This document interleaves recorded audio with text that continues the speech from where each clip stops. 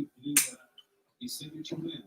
All the great runners in the recent history of this rivalry. Simon, Jackson, the Rogers, Stewart, James, Garner, Jefferson, the all-time record in this game for rushing yards, first down, incomplete. JEOPARDY was low, the second and 10, it's off, 4 down. Hey again, everyone. Welcome into Mark Rogers TV, the voice of college football, after a tremendous day of college football on this Friday. Another Black Friday, which is typically an important date on the college football calendar. A lot of huge rivalries, as we're seeing right now in the final 2 minutes of play. Oregon State with a chance to upset Oregon. They are inside Oregon territory, leading 38-34 right now. So we've got the Ducks 38, Beavers 34, Oregon State, which has trailed by double digits at times during this game, has a chance to pull off the upset and really strike a death blow to the Pac-12's college football playoff chances. Speaking of a death blow to college football playoff chances, news out of the Big Ten concerning Ohio State and Illinois' game tomorrow, which has been canceled. We will dive into that story in just a minute. Just learned of that here in the last few minutes via ESPN's article, which I will read. So again, Ohio State and Illinois canceled for Saturday.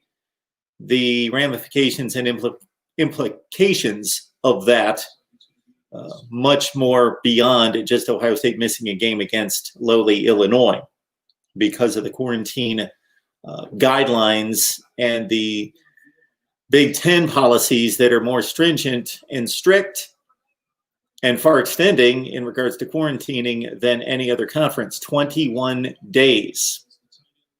So do the math where at the end of the season, there are only 3 more games on the Big Ten and Ohio State schedules. Tomorrow, December 5th, December 12th, and then the Big Ten championship game. There's a requirement to play 5 conference games, and so Wisconsin also in jeopardy, although the Badgers, of course, lost last week to Northwestern and are, in a sense, 2 games back in the division standings and probably not going to make it anyway. In Ohio State's case, they're in the driver's seat unless COVID and the Big Ten guidelines have done them in. The NFL guidelines are at 10 days. Most of the other conferences, from what I understand, the ACC and the SEC in particular, at 14 days, 12 to 14 days. The Big Ten at 21 days. Could cost the Big Ten a college football playoff appearance. All right. Want to remind everyone that the Super Chat's available. Help us build the channel, grow the vision. If you've caught the vision, you understand what we're trying to build here at Mark Rogers TV, the voice of college football. And, of course, we will take your calls. The first one coming in right now. Here we go. I'm sure people have much to say concerning the latest. Mark Rogers TV, the voice of college football. Who's on the line? Well, I had to talk to the voice of college football about this, Mark Rogers. Yes, David. Greenshield. Yes, sir. Yes, this is not good. No, it's not good. Not good. Not good for Illinois. Yeah. They're not going to be able to finish what has been a great comeback story, winning 2 consecutive games. I was expecting the Illini to run through the Big Ten, complete the sweep, and go 5-3, maybe 6-3 on championship weekend. It's unfortunate. Serious, Mark Rogers? Are you serious? David, if I'm serious, you should probably never watch this channel again. Go ahead. Go ahead. Man. Oh, I'm sorry. I came here partly to vent, Mark. You're going to have to pardon me. I'm sorry. But, yes. I just have to say, I mean, what could be a waste of talent in a season with so much hope and optimism? This goes back to, I just have to say it, Mark, and maybe we'll find out the numbers tomorrow because I'm going to be interested to see the numbers. First of all, I want to start by saying, remember what I said about the Wisconsin situation? Yep. When I had felt that if they had enough players to play, they should play. You know what I mean? So I don't know the exact numbers. I mean, they haven't even given us the numbers yet. Like how many positive tests does Ohio State have? It doesn't meet the Big Ten requirements. or are they under? So I don't know that yet. We don't have that information as of yet. Or have you heard anything? Well, I was just going to go into some of the articles online. I've got a buddy who lives in Columbus who is gathering up some information, and he's texted me a few times, and he has some numbers that he's collected from some Columbus sources that I was going to run down here at some point when I can retrieve those. So, well, I knew you were a man full of connections, Mark. So I thought that thought you would be the right resource here. That's for sure. Yeah, I'm just trying to be consistent here as far as my point of view. Yep. And say that, bottom line, and I'm not going to say this because it's my favorite team, and they don't have enough, and I think that's what's happening, maybe. If Ohio State has a certain amount of players, but yet they're still, they still have enough players to play, because we're not going to know the names, I don't think. We're just going to know the pure number of positive tests, sure. Correct? Right. I mean, they're not going to come out and say, well, I mean, Clemson came out and said it was Trevor Lawrence, right? They did say it was Trevor Lawrence. I don't know why that's the exception. With every other team, I have not heard of any other particular player. Now, they come out with a list of, I'm trying to think of the term, basically players that are inactive for the game, and then there's speculation based on what was known of other injuries on the team who was listed on that inactivity list because of the virus. But in terms of coming out and stating it, I think that's because Trevor Lawrence went on Twitter himself, I believe. Okay. He went ahead and released the information to begin. Well, okay. I mean, because obviously it's Justin Fields or somebody like that. I mean, that is what it is. You can't lose your most important player. As far as the situation goes, any of these players are going to have to go under the 21 days, even if they were to be able to come back and play next week, right? Yeah, the players that tested positive. Yes. Absolutely. They would be out the 21-day period, which, as I said from the get-go, is another something that just seems way out of whack to begin with. And I mean, now the other thing that I heard here, Mark, and maybe you can confirm this, I heard it doesn't necessarily need to be 6 games, that it also can be based on an average of the amount of games that are played. Have you heard that? So I thought that it was 5 games. I thought it was 5 games, and then the conference championship game would make it 6 games. Okay. That's what I believed. As this has been mostly related to the Wisconsin situation, that they needed to play 5 games.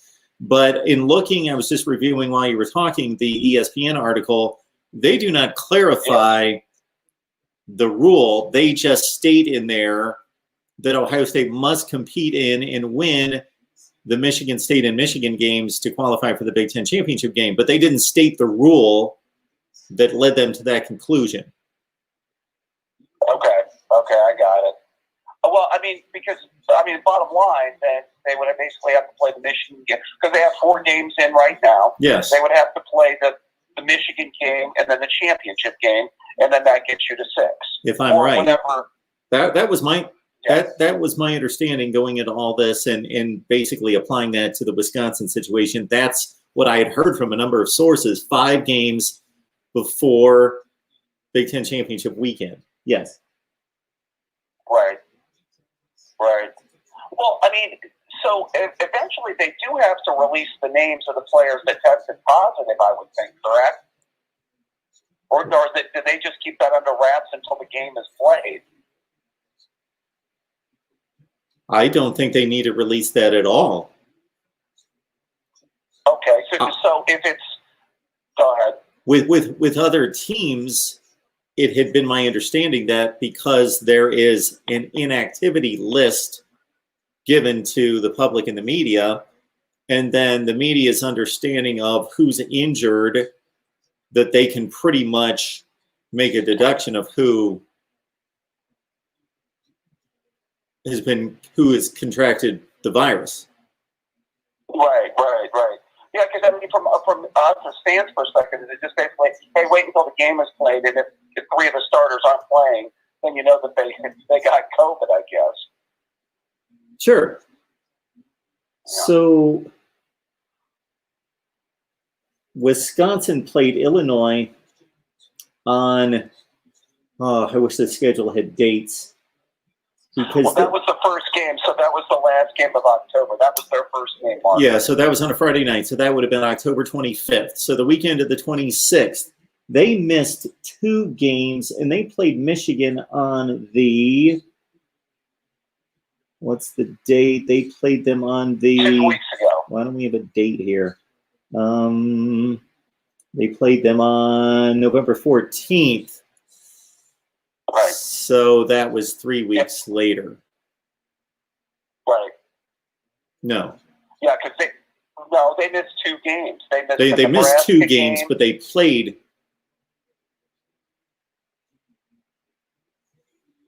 Yes, they played 3 games. They played 3 weeks later. They missed 2 games, but they didn't play for 3 weeks, correct? Because if they played the weekend of the 26th, meaning they did not play November 7th and October, yes, they did not play Halloween night, October 31st. That was a college football Saturday, October 31st, and November 7th was a college football Saturday. They played Michigan on the 14th, so they missed 2 weeks. So Ohio State, if we can apply this, they will miss, of course, this game. And for sure, the next game. Yeah, so they would play Michigan on the 12th. How many days is that? I know that it doesn't reach the requirement of days. I guess the difference would be that we found out the Wisconsin issue just after they had played Illinois. So if you remember, they played Illinois on a Friday night. We found out sometime on Sunday that Graham Mertz and others had COVID, that they tested positive. Right. So that was right after the game, as opposed to this is right before the game. So this is going to extend another week. Oh, okay. So no, this is Friday, though. If the game's on Saturday. This would have been different had Ohio State played the Indiana game, and then the next day players tested positive, and we would already have 6 days under our belt. Okay. Yeah, I see what you're saying. Yeah. So those Indiana cases, so those cases for Wisconsin, those positives didn't come out. Came out that next day. Yes. It came out that weekend. Yes. Okay, I got it. Oh, wow. Well, the plot thickens. So, I mean, I would think that we would know a definitive number of players that have gotten COVID within at least the number of people that have tested positive here, within the next 24, 48 hours, I would think. Yes, I would think so. Now, let me see what my friend has here, if there's anything definitive. Yeah, I don't see anything definitive there in regards to the number of players. I thought it was on there. Gene Smith didn't say anything in the statement. He was just very vague. Now, the Big Ten rules are, I believe, is it 8 or 10% of the roster? Yeah. 8%, 10%, something in that range. So I don't know how that differs from other leagues. Kentucky has, now again, there's a difference between what the number is for the actual roster, football roster, versus all personnel involved. So for example, Kentucky's missing 28 people. The last numbers I heard, 18 players and 10 other personnel, and they will be playing Florida. As of right now, they're playing Florida tomorrow at noon. Wow. And you said, what was it, 20 what, Mark? 28 total personnel, 18 players. Virginia Tech's missed 13 players and played games. I'm trying to think. I thought that there were a couple higher numbers than that. Well, yeah, Virginia Tech, I think when they played that North Carolina game, they were without a fair amount of players. I think it was 13. Yeah, 13. Yeah, it was 13. Right. Right.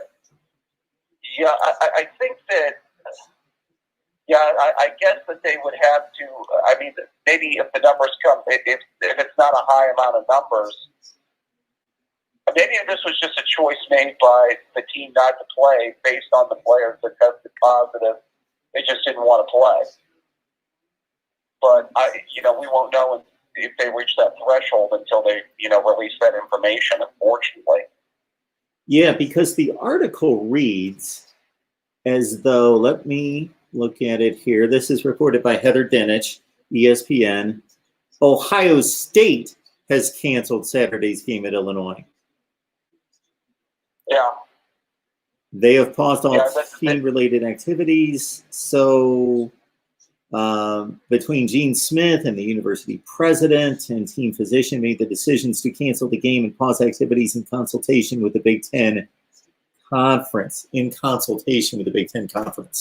So I was just trying to determine whether, based on Big Ten rules, okay, they cannot play versus a team decided not to play. Right. Well, you figure they would have worded it differently if it said the Big Ten was forced to cancel the Ohio State game based on their rules, as opposed to saying Ohio State has decided not to play the game. I see what you're saying. It would have been worded differently if it had been the other way around. Yeah. I do think that, again, once they release the numbers, I'll be disappointed if they had enough players to play and chose not to play Illinois.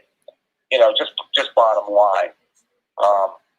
But, you never know what players were out. But, just from my own standpoint of being consistent, because I was out there saying that Wisconsin should have played Nebraska if they had enough players to play. And I stand by that. So I hate to see this ruin the season, but I don't know about you, Mark. I got kind of a bad feeling about this.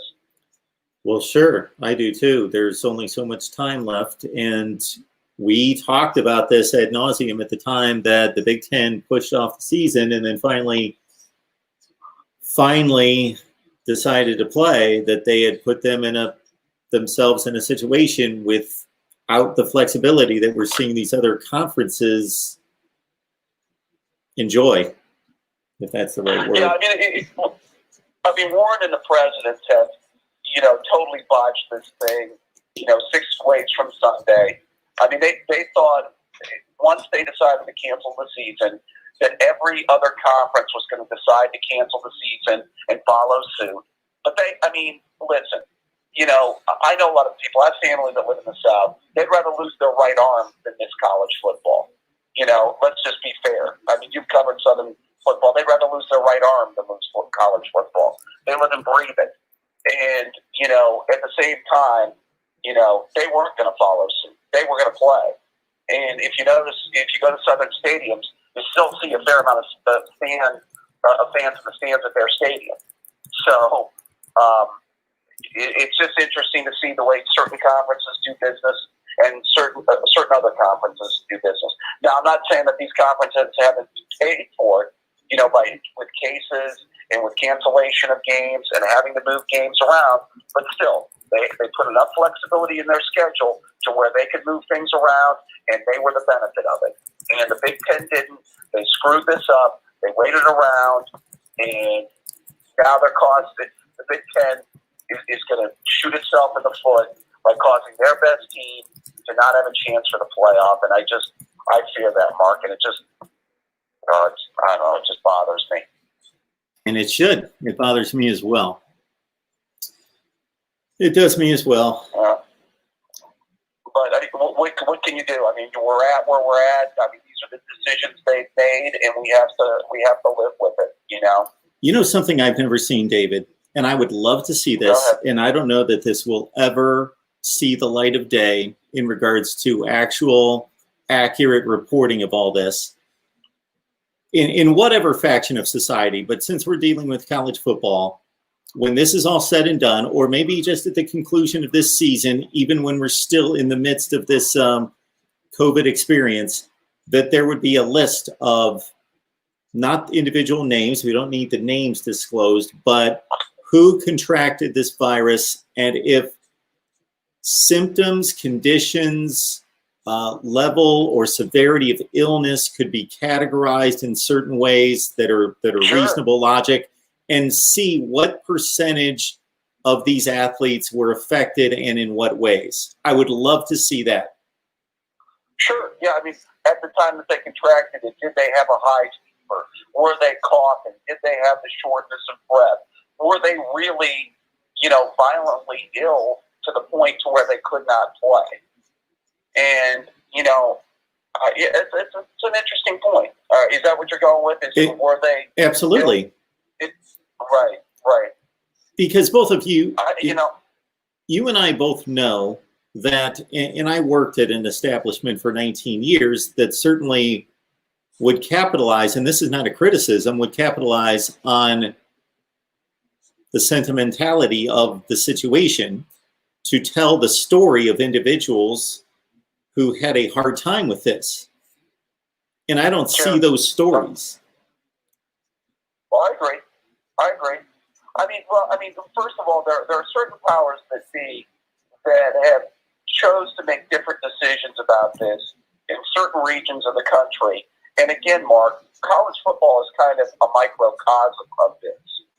It really is. It's a microcosm of this, because you can see the states that where they have certain measures as opposed to other states that don't have those same measures. And I get that the case levels and all of that are different in state to state, and I can understand where they're coming from. And I know they had high case numbers in Franklin County, and I heard that. But at the same time, I wonder the same thing you wonder. I wonder if these were to the point where these were really, really healthy players who were capable of playing, but because of the rules that were put in place, they just had no choice and they couldn't play. In reading between the lines, and then hearing comments made by individuals who have spoken with individuals who've contracted it, that we're speaking about, whether that's a Nick Saban or that's a player, I've never heard anything that's been stated in regards to anything severe. I don't want to say that that's all encompassing in any such way. I don't want to go out there and say that. But I watch a lot of this, and I try to, of course, pack my brain with as much information as possible about all that goes on with college football. And anytime that somebody has contracted this in the college football world, I have only heard it confirmed that they're doing fine, or I've not heard anything to the negative. Right. I haven't either, Mark. I gotta be honest with you, I haven't either. And, unfortunately, we don't know. And, this information isn't privy to the public. So, this is something that we won't know until, like you said, down the road. And it's disappointing. And, we just have to hope that, maybe the Buckeyes get on the field, maybe that last game of the year, and, have their last chance. But until we get more information, I guess it's, we won't know really anything. So, hey, by the way, Mark, I just want to say I took Steve Merrill's pick again. The over the 68 from North Carolina and Notre Dame did not pay off today. Well, I'm just throwing him out there. I just know what his actually, if you really dive into what he does, there has a lot to do with, a full strategy, money management. It's not based on individual selections. But I ask him, my ask to him, because I'm serving a small group there with yourself included on Patreon, is to provide whatever he feels to be the most confident pick of the week. Maybe I need to confirm that with him. I don't know. But again, I don't know. I have never gone back to check his record on those games, so I have absolutely no idea if he's 0-8 or 8-0 or 4-4, or I have no idea. Yeah. I believe I'm 3-1. So I took Oregon State with the points. So I believe I went 3-1. I did take North Carolina with a 5. So I missed that one, but I got all the other ones. I took Nebraska in 13.5, and I took what was the other game? I took Iowa State in a pick'em, and then I took Oregon State tonight. So we're off to a nice start. I should have taken Iowa State. I called that. You asked for a prediction on that game earlier in the week. I definitely thought Iowa State was going to win that game. I thought they were the better team. By the way, Texas continues to be a disappointment under Tom Herman, especially in close games. They find ways to lose. So, yeah, I'm not surprised that happened at all. So, all right, Mark, you going to do the live stream tomorrow? Yes, we will. Yeah, we'll be on after all the primetime games. Absolutely. And all right. Well, I may hit you up tomorrow, my friend. You have a good night now. Thanks, David. I appreciate it. Take care now. Bye-bye. Bye-bye.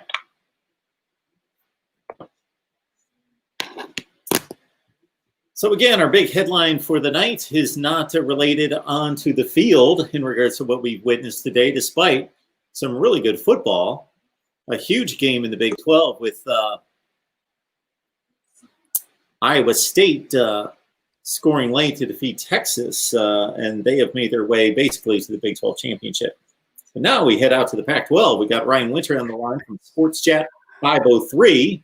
So, Mark, I'm disappointed that I missed a tremendous ending. I've got it on over here, but people are in an uproar over Ohio State and Illinois being canceled. So I just saw just a flurry of activity, and of course, Oregon State players piling on each other following a huge upset win. Big win for them, man. Couldn't stop the run. You kind of saw it coming if you're a Duck fan. The defense didn't look as good as we thought it was going to be this year, and golly, to have it happen up there at Corvallis and to have no fans, that's a real bummer for them because this would have been a huge moment. They would have rushed the field and everything, and you just got to tip your cap to them, though. They played a great game, man. Ducks played okay on offense, just did not do anything defensively. Yeah, I watched most of the game, and I thought Oregon certainly was, I don't want to say in control. They were clearly the better team for the first half and most of the second half. I know that it was out at a 31-19 lead fairly late in the game, and they looked to be in good position. That's when I started to lose track in preparing for this. So was there a key series, turnovers, anything that contributed? Yeah, I mean, there was a turnover touchdown. I mean, but the Beavs scored 22 points in the fourth quarter. I mean, the defense was just a sieve. The defense had it at the end there. They got the stop, 2 minutes to go. And then the offense just couldn't get the first down. And that was really the ball game. If the offense gets the first down or two there, then they run out the clock and Oregon wins the game and they move on to the next week. But, you know, the Beavs, they almost beat Washington as well. So it's not like these guys are chopped liver now. Yeah, we talked just a few days ago about Jonathan Smith and the work that he's doing at Oregon State. And in addition to just watching the action on the field, it's always interesting to get more familiar with the programs, the teams, through the announcers, if they are doing a good job, which I thought tonight's crew did in trying to convey that storyline. And they pretty much talked about the same narrative that we talked about the other day concerning the Oregon State unique position that they're in, challenges, but what Jonathan Smith has done there and what he did as a player. Absolutely. And what he's accomplishing now as a coach. Yeah. Well, you nailed it. I mean, you're the voice of college football, Mark. I'm telling you, exactly what we said is exactly what they were saying on the broadcast. And you got to believe if you're Oregon State, you know, this is a big win. This is a signature win for this program. This is one of the, I was just looking at Twitter. They're saying this could be the worst loss of the crystal ball era. You know, this is just not a good situation for the Ducks. Now, the nice thing is it's not the end of the year. You know, you got to get a game against Cal next week, and then you got a game against Washington. Hopefully you get to play those 2 games. But, you know, this was a big game for Oregon State to have, and just too bad the fans weren't there with COVID and everything. And you got to tip the cap to the Beavs. The Beavs did what they needed to do to win tonight, and they played a better game in the second half. They just got it done. So Oregon State had lost one of their 2 previous games. So both teams are 1 loss in the conference and 1 loss overall, of course. So we could have a jumbled mess with this condensed season and trying to determine who's going to win either division.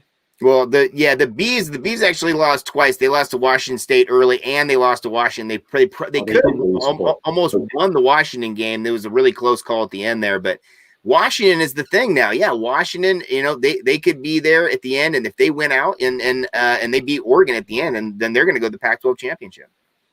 Well, as you well know, most of the nation was looking at Oregon as the banner carrier for the Pac-12. Now they will have to look elsewhere to Washington or USC if there's any chance, and there is a chance to get to the college football playoff, but Oregon certainly had the most sizzle coming off of last year.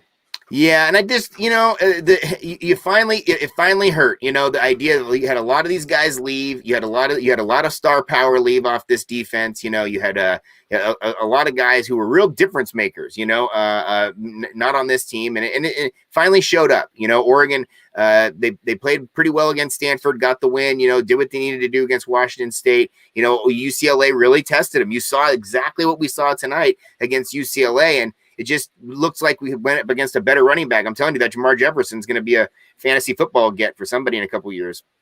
So, Ryan, if I'm adding this up correctly and reducing the teams and taking them off the list of opponents, Oregon must be playing Cal next week before Washington, the final regular season game. Yeah. Okay.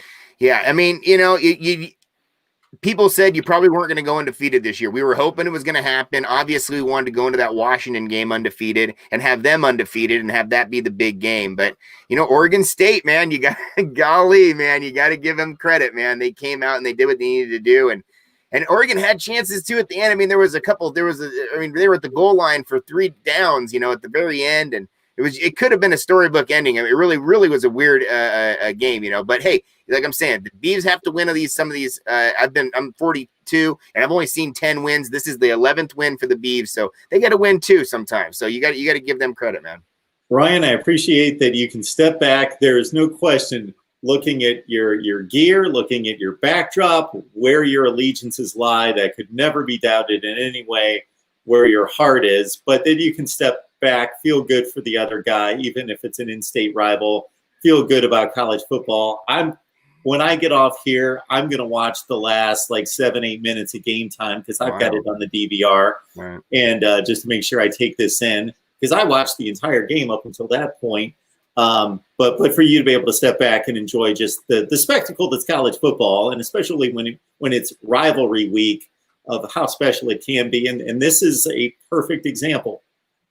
Oh, absolutely. I mean, it starts off with Jamar Jefferson going up for an 82-yard touchdown. He went for a 75-yard touchdown first play last week. It's not like you didn't see that coming.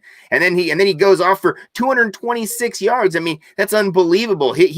Oregon ran for 183. So just one guy alone just shredded the defense. And this is, again, the side of the ball that Oregon thought they had pretty solidified going into this year. This was the side of the ball they were really kind of banking on, and it's turned out to be the opposite. It's turned out to be kind of what we're used to, which is big gaps open in the middle, big third down conversions that they make, and then at the end of the game, the defense just lets it go. It's a tough situation for Oregon. We've seen this before on these national championship type years, where you get tripped up by a team like this. Hopefully they can inspire them, get them right for Cal and Washington, end this season right.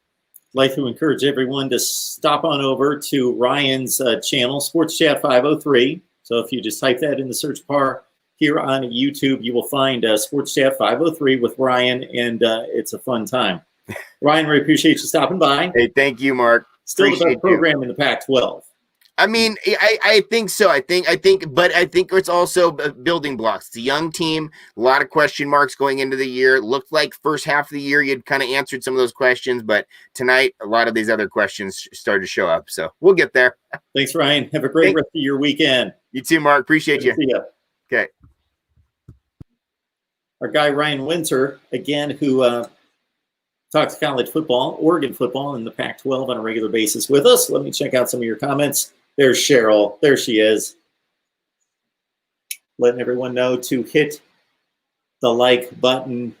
Thank you so much for that. We're here to talk Ohio State, Illinois, the cancellation of that game. We just had a great call from David Greenshield trying to figure out the ramifications going forward.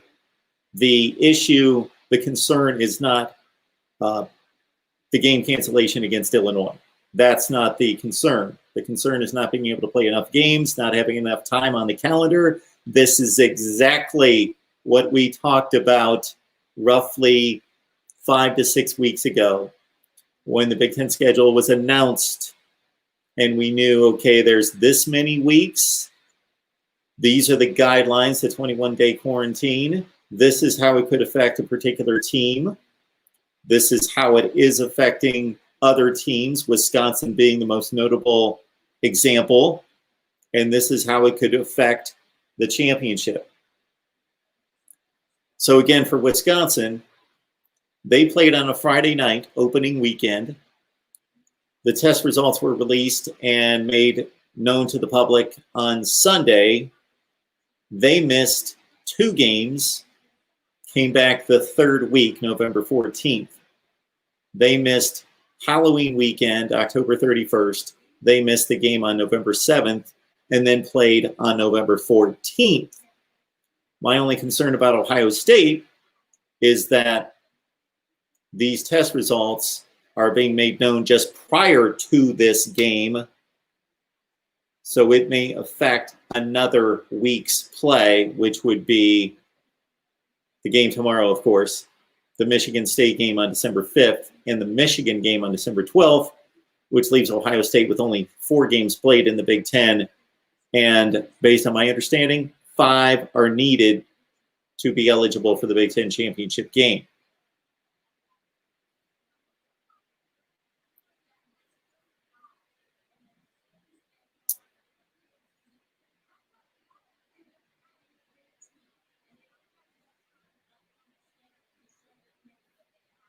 So again, we appreciate everybody's comments in the live chat. The super chat's on. Please help us build the vision here at Mark Rogers TV, the voice of college football.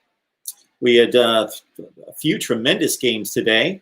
I was locked in on Texas, Iowa State. Texas jumped out 10-0. They statistically dominated. Iowa State hung in there. Breece Hall ran for 91 yards. Brock Purdy had a nice game. The 2 tight ends, Kohler and Sainer, are big-time players, especially Charlie Kohler, maybe the best tight end in college football, and Iowa State pulled it out in the last 90 seconds. Tremendous end-of-game situation in which Sam Ehlinger drove Texas down the field, got them in field goal range, took a sack, though, on the final play of the game by Latrell Bankston, which brought the field goal attempt back to 57 yards, which would have matched Cameron Dicker's career long at 57 yards. He looked like he hit it, but it faded at the end and missed by probably that much on the left side. And Iowa State defeats Texas. That puts the Cyclones in line to play in the Big 12 championship game against Oklahoma. Those are the 2 teams that own their own destiny toward the championship game. Then, of course, at 3:30, we had the matchup between North Carolina and Notre Dame. Notre Dame's defense, for anybody who has said recently, and Nick Saban would be the most famous and recent, the defenses no longer win championships. I totally get that comment, and we are playing a different brand of football than we were even 5 years ago. Even 5 to 7 years ago, we could even see teams like Alabama and LSU dominate and compete at the highest level by running the football and running off play action. Now it's so spread out and wide open that you need to score. But Notre Dame gave us a lesson today that there is still the chance that a defense can limit a great offense, and I mean a great offense, a North Carolina offense that has been prolific this year. Scored 59 points against Wake Forest. I know it's Wake Forest, but they're scoring like that and putting up yardage totals with 2 wide receivers at over 2,000 yards the last 2 years, 2 running backs over 2,000 yards the last 2 years, and a quarterback who's been, again, prolific. And Notre Dame was able to adjust to the speed and tempo of the game, get a look at the offense, see them score 2 touchdowns on 2 consecutive drives to open the game, and then Notre Dame held North Carolina to 3 points the rest of the game, winning 31-17. Huge win by the Irish. Impressive win by the Irish because in watching those two teams play, we can see putting that effort by Notre Dame together with what they've accomplished elsewhere this season, especially against Clemson, that North Carolina is a top 5 offense in the country. They're a top 25 team, and Notre Dame controlled them. I don't want to say dominated them, but after a 14-14 game, they had control of that game, outscored them 17-0, and the defense really clamped down. Mark Rogers TV, the voice of college football, who's on the line? What's up, Marcus DeAndre? How you doing tonight? I am doing just fine, DeAndre. How are you? Your Buckeyes are not playing this weekend. I hope they can get enough games in before they can qualify for the Big Ten championship. Yeah. I hope everyone qualifies. That's I didn't want to see anyone be disqualified based on not being able to play enough games. But we've been talking about it for the last, 45 minutes, trying to do the math and trying to figure out, looking at the Wisconsin situation a few weeks ago and how that was handled and how much time they missed, and try to relate it to this to see if they can get in enough football to qualify. The problem that I have, Mark, and I mean, you and Bobby and Pete done talked about this online. Yeah. And everybody has their different opinions about COVID.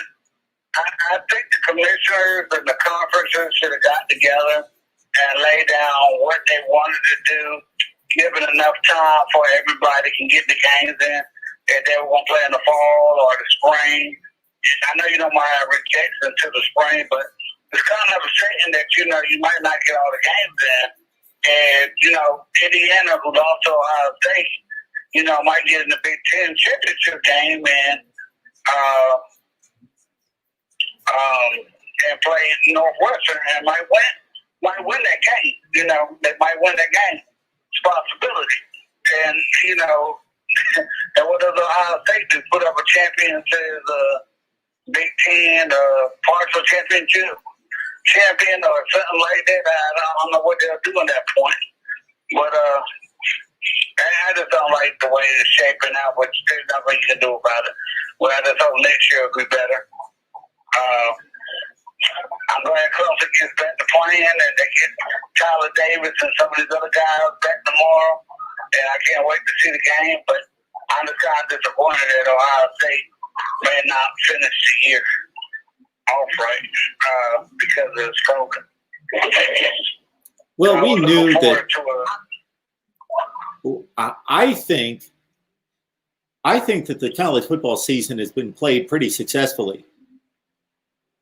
Right. We're missing about 15% of the games. We're playing about 85% of the games, and we knew that there were going to be games canceled, and there has been, but it's not been that severe. But this is the first since Wisconsin lost to Northwestern and knocked themselves out of the, in all intents and purposes, knocked themselves out of the Big Ten championship game. This is the first situation that involves a team where it could seriously affect the college football playoff. Right. Well, I don't know how they would do it. If Northwestern is able to play all 9 of their games, and Ohio State is undefeated, and they only played 5, what would the college football committee do? I know you can't speak for other people, but it's kind of curious of what they would do in that situation. I'm sure that nobody wants to see Clemson Notre Dame 3 times in a row. Maybe that might knock them out, or Oregon beat Oregon State. I don't know.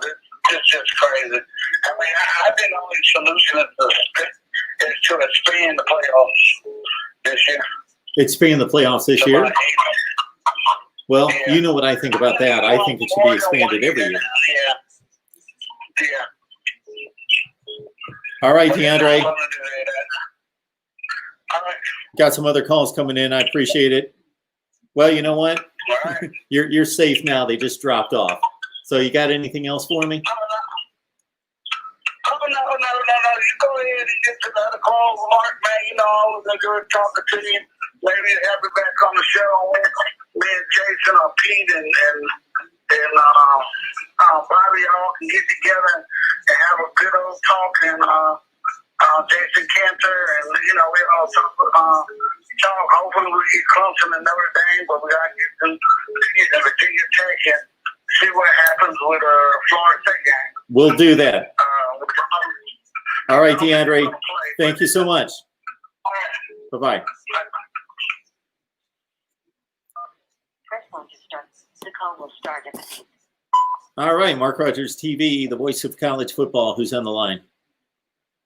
Jeez, I just wanted to know what your thoughts on that Mike Griffin take of Kyle Trask of Dog Nation. And do you think his Heisman stuff his Heisman voting stuff should be revoked with what the comments he said about Trask? And another thing, are we, is the committee going to look at Ohio State if their schedule is dead and not playing anymore? Or is the playoff committee going to look? Are they going to look at them and view them as a serious playoff team, or no? Okay. First of all, you understand that that's only speculation, whatever I'm going to state here concerning what the College Football Playoff Committee thinks, because they're not committal on any of that. They've never said a team needs to play X number of games for us to consider them for the College Football Playoff. They've never said that. But as is being posted right here on the screen, see, it was my thought that any Big Ten team would have to play at least. So the first issue is just getting Ohio State or any team to its conference championship, because I cannot imagine that Ohio State or anybody else is going to reach the College Football Playoff in this season without winning its conference championship, playing that few games. Texas A&M might do it, but they're going to play 10 games most likely. So they might be able to pull it off. But Ohio State needs to get enough games played to get to the conference championship game. And I thought that threshold was 5 games. We're being told here that it's 6 regular season games to qualify to play in the Big Ten championship game. And that means Ohio State, after missing this game tomorrow against Illinois, must play against Michigan State and Michigan the next 2 weeks. And that seems highly unlikely. So that's the first issue. But the committee has never stated, the committee has actually stated that they don't have a threshold of number of games. Now, of course that they do in their minds, but they don't want to commit to that. They're not going to verbalize that publicly, because then they're going to be held to it. So they would never state that. Do you think they should have like a threshold of amount of games that should be played? Because this year, my kind of concern with Ohio State is, are we really about to let a 4-0 Ohio State in and take out a team like a Florida or a Texas A&M who's played 10 games? That just doesn't make any sense to me. Well, I agree with you, but if the College Football Playoff Selection Committee has a threshold, and if they want there to be a threshold, then they need to communicate that to the conferences, because then the Big Ten or any other conference can say, okay, we're going to base our threshold on the committee's threshold, because we're not going to allow teams to play in our championship game if the committee's not going to select them to play in the playoff. So if the committee does have a number, they need to communicate that to the conferences, so the conferences know. You see what I mean? It's just, to me, if, let's say Ohio State doesn't play in the Big Ten championship. Let's say the Big Ten scraps season this week at some point. Are we really about to let Ohio State sneak into the playoffs? That just seems unfair to a team like Florida and Texas A&M, he's going to play more than likely a 10-game slate, 9 or 10-game slate. Okay, so are you asking me if Ohio State doesn't play another game this season and they finish 4-0, if the College Football Playoff Selection Committee is going to select Ohio State? No, they will not. No, they're not going to. Not with 4 games played and not a Big Ten championship. No, not especially against the 4. Not especially against the 4 teams that they played. No. And the way they looked against a top 10 team, you know how sloppy they played the top 10 team in Indiana. That was probably the sloppiest game I've seen Ohio State play against top 10 in a while. It's been a while since I've seen them play that sloppy. So back to your other point, you wanted me to respond to. You said Mike Griffin. I don't know who Mike Griffin is. His hashtag, he basically over the past week has put together a hashtag trash campaign where he's comparing Kyle Trask to an Andre Ware and how he doesn't deserve the Heisman and how he's basically saying Trask is overrated because he basically based on the Georgia loss for them, or rather the Florida loss to them. Does Mike Griffin have a Heisman vote? Yes. I found that out based on Greg McElroy on the Feinbaum show saying, bringing into question his Heisman vote. I believe I see it here. He has one. Yeah. Because I believe he has one. Yeah, it looks like he does. I could be wrong. He's a Georgia writer. Okay. Yes. Do you think his Heisman rights should be revoked based on how he's going to show an apparent biasness in his voting? Well, I think a lot of Heisman voters' votes should be taken away from them because I've already seen so many examples of writers and broadcasters who have Heisman votes who don't even follow college football and don't know what they're talking about. So that's an issue already. I've seen a ton of examples of that. When I first moved here, so I live in Connecticut. I moved here because I got a job at ESPN and was there for 19 years. So when I first moved here, I started listening to a radio show in New York called Mike and the Mad Dog. And they talked about the New York Yankees and the New York Mets like every day of the year. And all they cared about was baseball. And then they talked the NFL. And they talked about college football maybe like 2 weekends of the year. Like the weekend of Thanksgiving with all the rivalry games. And then around the national championship game. And they both had Heisman votes. And it was clear in listening to them that they didn't follow it. They didn't know what was going on. They had a bunch of perceptions that were based on what happened like 10 years ago. So I am sure that all sorts of Heisman voters do not belong. But that said, this guy in particular... They're all, I guess, sports broadcasters, so they're giving it, they are writers based on they cover sports. So I guess on the assumption that they college football. Well, I'll let you know that when I worked as a sports director at a CBS station in Mississippi, I was selected to be a member of whatever association voted on the final Major League Baseball All-Star team. And nobody ever tested me. Nobody ever gave me any kind of questionnaire. Nobody ever talked to me to determine whether I was qualified or knew enough about Major League Baseball to vote on the final Associated Press, I believe, All-Star team. But I was given a vote. Wow. So I was a huge baseball fan, so I considered myself more than qualified, but I could have maybe known nothing about it. So the one thing I will say about this Griffin guy, based on what you just told me about the comparison with Andre Ware, is that there's no comparison there, because at the time that Andre Ware won the 1989 Heisman Trophy and was putting up ridiculous numbers. He was doing so against, and I could pull up the schedule now, but this was at a time in which the Southwest Conference had taken a huge tumble in stature, and they played a horrendous non-conference schedule, and he was beating up the likes of all sorts of garbage teams, that Houston team was putting up 80 and 90 points in certain games against horrible teams. And there's no comparison between the schedule that Andre Ware faced in 1989 and Kyle Trask playing an all SEC schedule.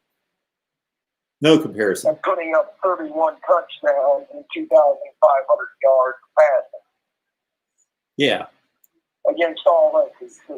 Now, we could argue all day on whether Kyle Trask is a pro prospect, but that should have nothing to do with his Heisman candidacy. He's playing the position. He's playing the position better than anybody in the country right now. Oh, yeah. To me, the Heisman has gotten, over the past, I would say, 20 years, has changed from being the most outstanding player to who's going to look the best in the NFL. Who's going to look at this ultra-talented NFL prospect? Like what they did with Kyler Murray when they screwed Tua over. I'm a Florida fan, I'll admit. Tua got screwed over when Kyler Murray won his Heisman. I mean, Tua got screwed over real bad because I guess they thought he'd go on to the NFL and have a great career, which he's looking like he's going to do that. But it just seems to me like the award has lost its original meaning. That's just to me. Because I've always thought the Heisman Trophy was the most outstanding player in college football throughout a season. Sure. That's all that matters, or should matter. But to me, I think a lot of the voters that are on it to the award as a guarantee that you're going to be great in the NFL, which it's no guarantee. Like, again, NFL scouts look at college football players a lot. They don't look at the accolades that they got. I mean, look at Tom Brady. The guy barely played that much at Michigan, got drafted to the Patriots, won 6 Super Bowls, and was MVP in, I think, about 4 of them. Well, so, Chase, I hate to call... Accolades don't really matter. Chase, I hate to call you on this one, but that's why I'm here.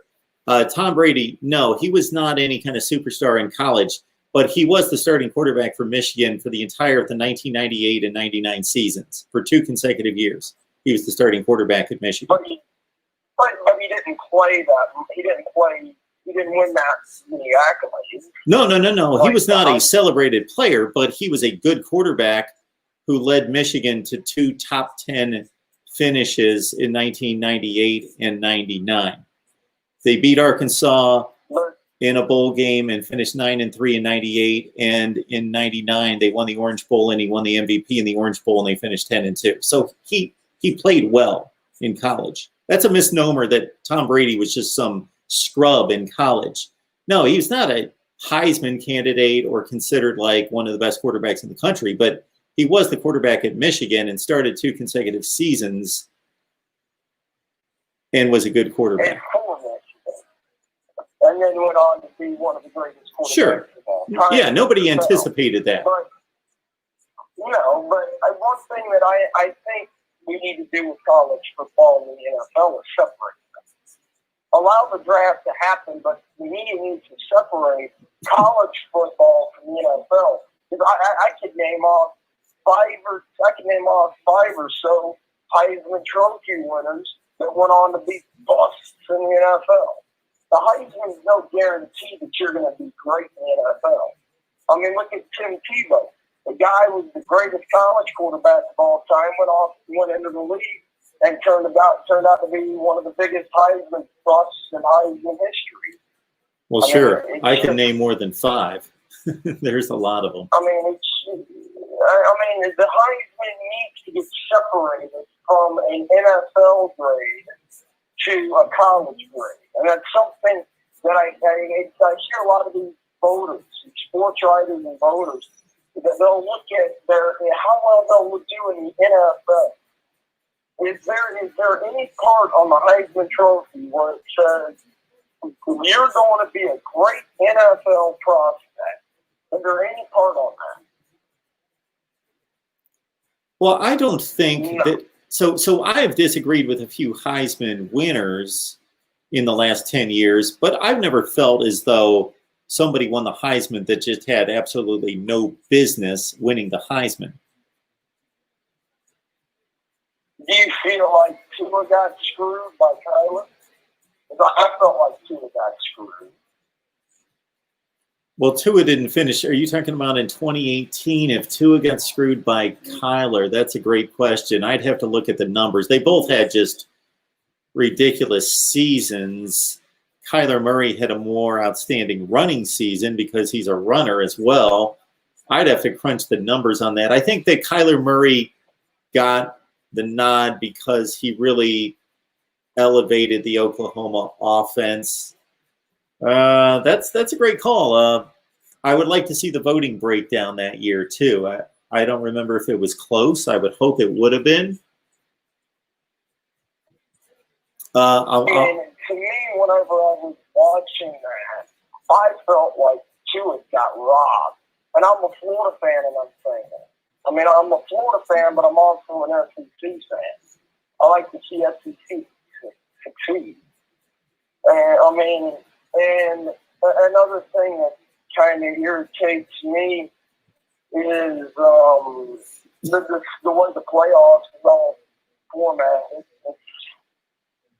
They need to come out in the next couple of weeks and say we're going to an 18 playoff and get rid of the stupid nonsense and use the 8 team as a stopgap, and then in the next couple of years go to 16 team at the wild card. You 8 for the stopgap. All right, Chase, I'm going to take this other call. I appreciate it. All right. Have a good one. Press 1 to start the call or 2 to the call will start at the beep. So just to continue and finish up on our discussion, because I took the time to look it up, Andre Ware in 1989, I outlined some of this. They played Nevada, Las Vegas, Temple, SMU was 2-9, and they beat them 95-21 that year. Rice was their closing win, 64-0. So Andre Ware's competition in 1989 was not stellar. Mark Rogers TV, the voice of college football. Who's on the line? Hi, this is Will. Hey, Will. What's going on? Good. How are you, Mark? How's your Thanksgiving going? I'm good. How about yourself? It's going well. My Irish, it was scary at the beginning there, but Ian Buck is just doing so well this year, and it makes me happy. I think he should get more Heisman talk. I don't think he should win, but I feel like he should be in the picture, and just none of the media outlets or have him in the rankings at all. So that would satisfy you if he was just being discussed and given that respect, and maybe was able to take a trip to New York, but didn't necessarily win it. Yeah, at least I liked when Montateo got that appreciation from the media. I gotcha. I watched every play of the game today and watched all the Clemson game, and I think that he has gained another level of confidence, and that is just we are seeing basically, and I don't know how that's going to play out the rest of the year or as a pro player potentially, but just in the moment, we basically are witnessing somebody who's been very good, capable, but they've had a breakthrough. He has had a breakthrough in his elevation of just his confidence and playmaking ability against good competition. And I think it makes him more special what he's doing this year, especially because of all the weapons that he lost. You can look at how well Chase Claypool is doing for the Steelers, and if you would have had Chase Claypool, just the numbers that this offense would be putting out this year, it just makes it more impressive that he's doing it without the weapon from last year. Absolutely. Yeah. I was impressed with the Irish today. Do you think that this Notre Dame team can compete with Alabama? Because in 2012 it just didn't happen. But I feel like this year the team, like in 2012, the Irish just played too many close games, and I think it was 2018 also. I feel like the offense just wasn't as sharp as they are this season. Do you think they can compete with Alabama? So the 2012 Notre Dame team, I don't think there was any question. I knew going into the 2012 BCS championship game, I don't know what I predicted the score to be, but it was something close to what it was because I just didn't see those two teams competing on the same field, and it was obvious from the opening drive. Yeah, that Notre Dame team was scrappy. They were hard-nosed. They were so limited at quarterback with Everett Golston, and obviously also on defense, they were a bit slow-footed in places. They were good, but yeah, all you had to do is just see all the nail-biters they played that year against Michigan and Stanford and Pitt and on against some fairly marginal teams to know that they weren't ready for that stage. 2018, I think they were a better edition of Notre Dame football than in 2012, but unfortunately their 2018 schedule, by no fault of theirs, didn't turn out to be anywhere close to what it was supposed to be because USC, Stanford, Florida State, Virginia Tech all had down years. Yeah, I think that this is the best Notre Dame team. Now, in taking on Alabama, I could see them playing a game in which they are able to compete toe-to-toe with Alabama. I do also see a game in which the one drawback to that is that they still don't have guys that are going to necessarily scare the Alabama secondary from a speed standpoint. They've got big body guys like McKinley, and of course Myers is a tremendous tight end, but I don't think they scare Alabama in the secondary. So I could see them playing toe-to-toe. I could see it being a great game, much like the Clemson game, or I could see Alabama maybe breaking out in the fourth quarter and just there being a bit of an issue with Alabama being able to not necessarily have to respect a downfield threat. Do you think that the USC game this year would look similar to the North Carolina game we saw today if the Irish would have played USC? Yeah, I think that's a pretty good. I think that's a pretty good evaluation. Correlation between USC and UNC. North Carolina's got a better offense than USC, but USC has a better defense than North Carolina, and I think both of them are roughly the 20th best teams in the country, something in that range. Yep. Okay, thanks, Mark. I'm a little tired now. So Okay, Will. Have a good one. Thanks for taking my call. Absolutely. We'll see you. All right. Appreciate everyone on the line. We got 218 on the line here at Mark Rogers TV, the voice of college football. Please like the video. That helps us.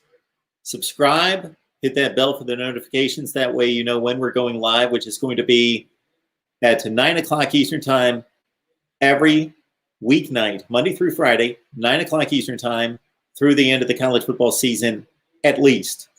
I am keeping myself accountable to that pledge through the rest of the college football season, aside from maybe a special occasion here and there related to the holidays in particular. But Monday through Friday, 9 o'clock Eastern Time. We have Florida State, Ohio State, Nebraska, and Miami live streams every week. So please subscribe. Hit that bell for the notifications. That way you know when we're going live. I would also like all of you to know that if you're a small business owner or know someone who owns a small business, this is pretty impressive here. It's no surprise. More people are spending their time on their phones, probably many of you right now, than ever before, and on social media because of, obviously, due to the COVID. Many small businesses were caught off guard are now scrambling to generate enough sales and traffic to stay open. There are 2.6 billion people on Facebook today.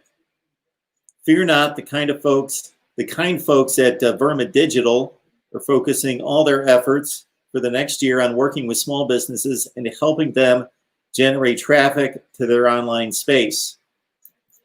They're working with me. I'm saying this firsthand. So this is not speculation or something I'm not aware of or don't have experience with. They've done a tremendous job just in a few conversations with me at this point. So whether it be Facebook ads, Google AdWords, social media content, or the services of a full-fledged marketing agency, Verma Digital promises to work hand in hand with you to bring the attention of your business to where the eyes are. Don't let your competitors pass you by. Go to vermadigital.com. You see it right there on the banner. It's also down in the description section below. Go to vermadigital.com right now. Schedule your free consultation. Mention my name, Mark, that's with a K, M-A-R-K. Mention my name. Automatically qualify for 10% off all services, but you get that free consultation. And the number is 860-325-3687. And as you see on the crawl below, it's Christmas time. Most of you are going to go to Amazon to do your shopping. That was the case even before all this crazy COVID situation. But even more so, we're going to be on Amazon doing our shopping. Grab the link in the description section of any of the videos, and please do your Amazon shopping using that link. It helps us build the channel. It's the same exact shopping experience.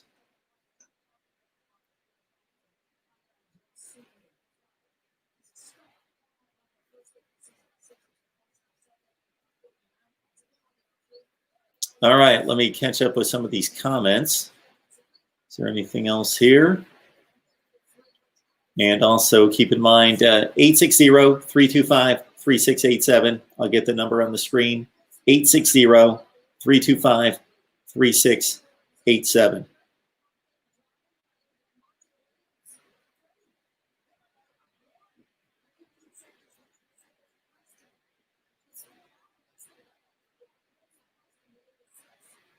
Johnny Bay says Manti Te'o was robbed of the 2012 Heisman. Sid Irish, good to see you. Sid's always pumping us up. Appreciate that.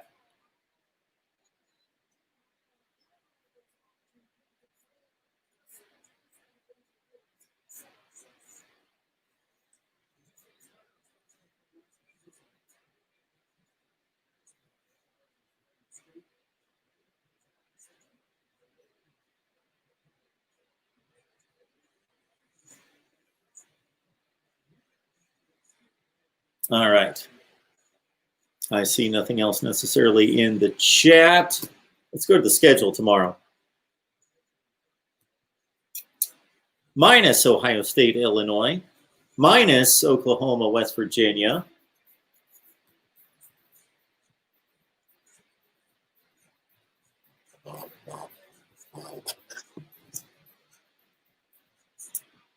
All right, Mark Rogers TV, the voice of college football. Who's on the line?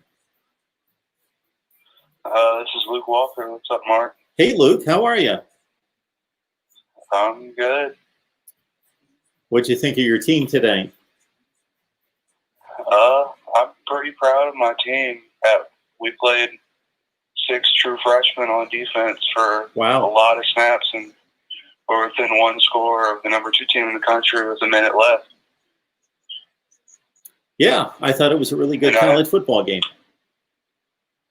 Yeah, I've been advocating to put the true freshmen in on defense for a long time, and it looks like it worked pretty well. And we learned what we needed to fix. We don't have the right players in the trenches right now, which is how you win football games still.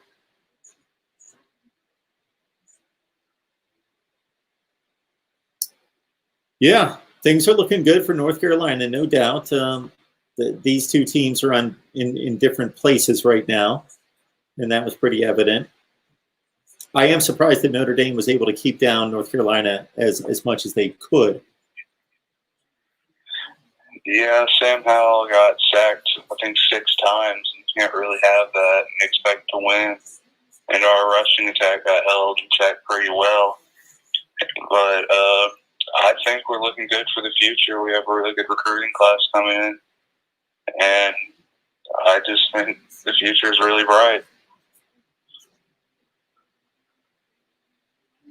Yeah, I got to agree with you. To say. Your defense actually. That's all I really wanted to say. Okay, Luke. Well, we appreciate you always being here for us. And yeah, North Carolina's looking good, 6-3 now, and they played Notre Dame well. Thanks, Luke. All right.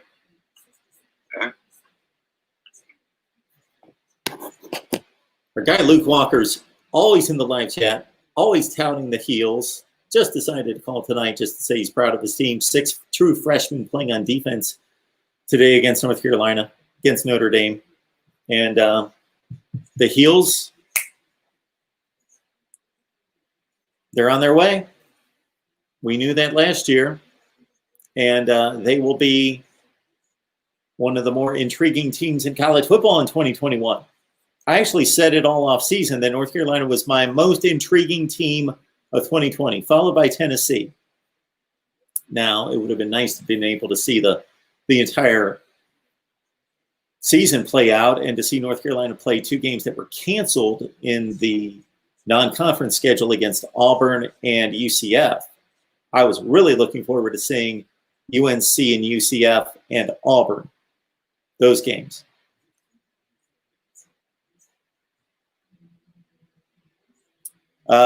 I appreciate seeing some comments from some folks I've never seen before. We got Mark Pylon. I guess that's Pylon. I don't know if I'm monotone. Maybe somebody else is monotone. Maybe I should talk like this, more like, hey. Maybe that wouldn't be as monotone, possibly.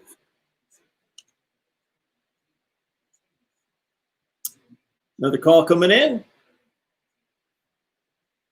Start the call on to decline. Oh, you know, I updated my phone. There we go. One of those mandated updates last night, and then it gave me some kind of different screen look there. Mark Rogers TV, the voice of college football. Oh, let me try that again. Mark would like me to be less monotone. Mark Rogers TV, the voice of college football. Who's on the line?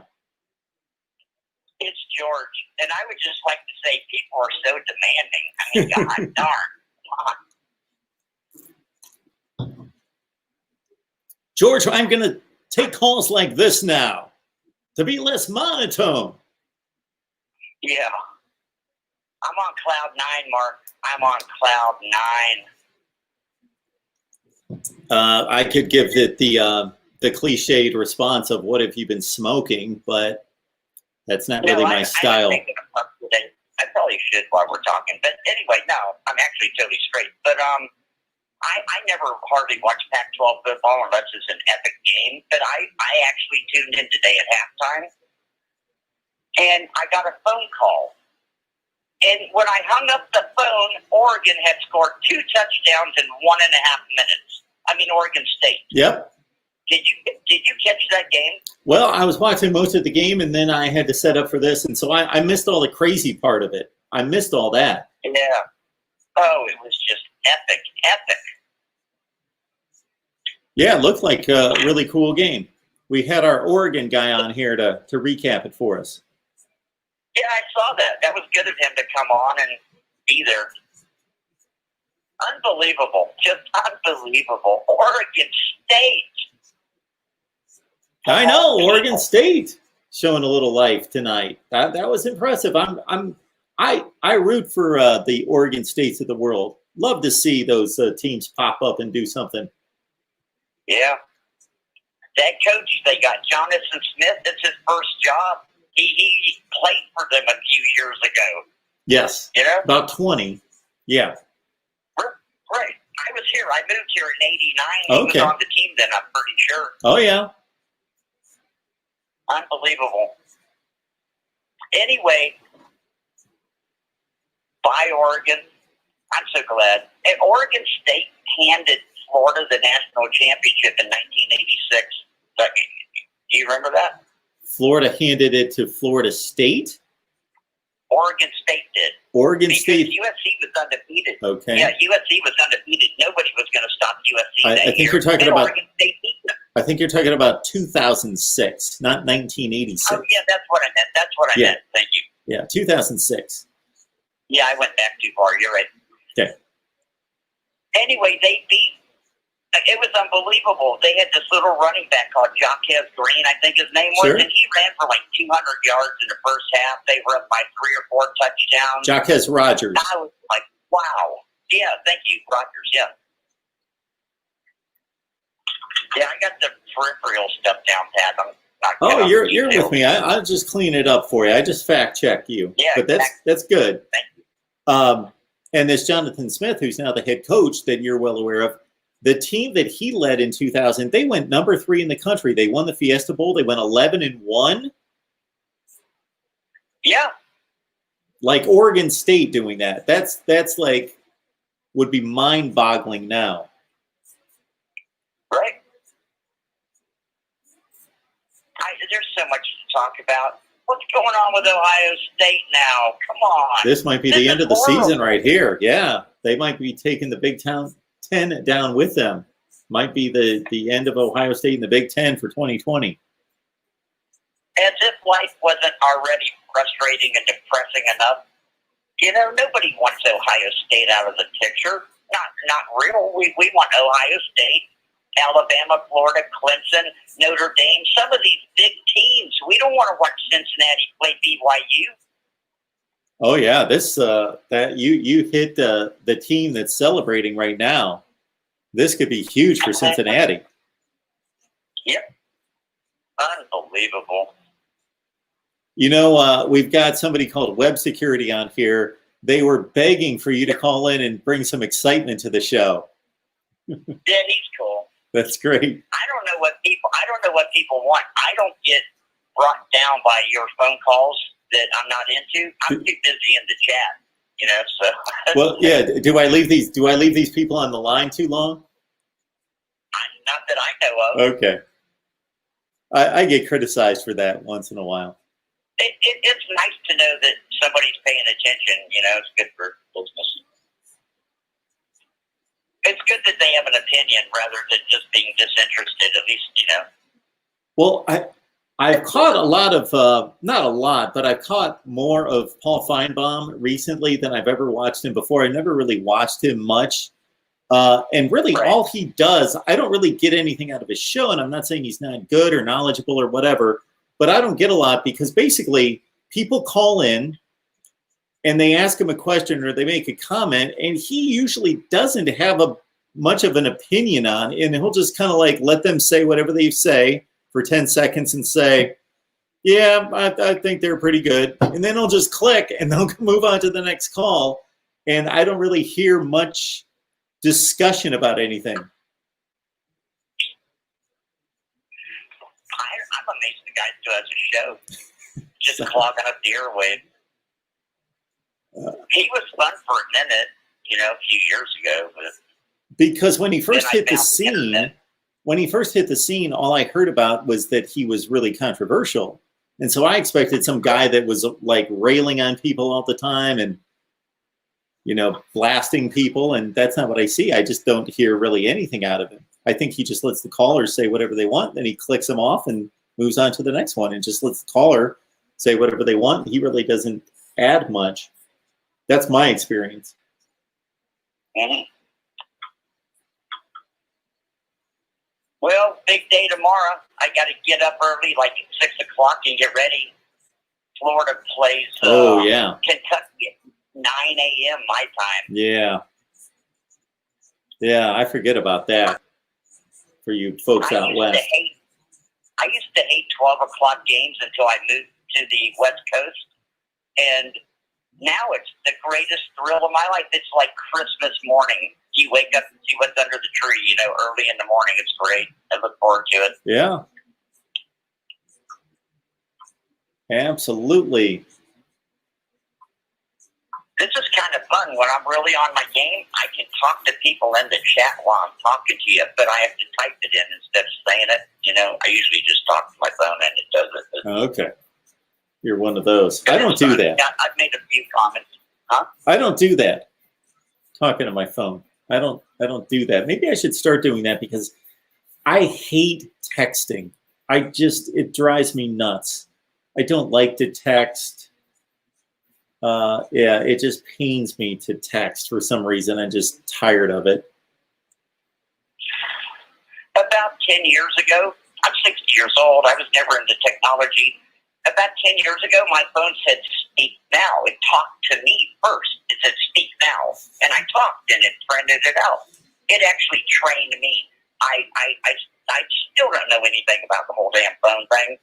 It just works, you know. You push that button and talk, and there it is. You hit that little microphone thing. Yeah, that might be what I need to do.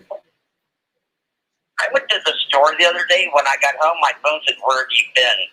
And I said, "I was just outside smoking a cigarette." And it said, "No, you weren't. You were at the store. I saw you on the store cameras." Oh, that's great. I just made that up, but that's coming soon, I'm sure. Okay. Your phone's going to be like, you can't go anywhere without me. I've heard phones say crazy things like that, so I was believing that. Yeah. I was going to make a screenplay about that, you know, write a movie, Stephen King novel about that.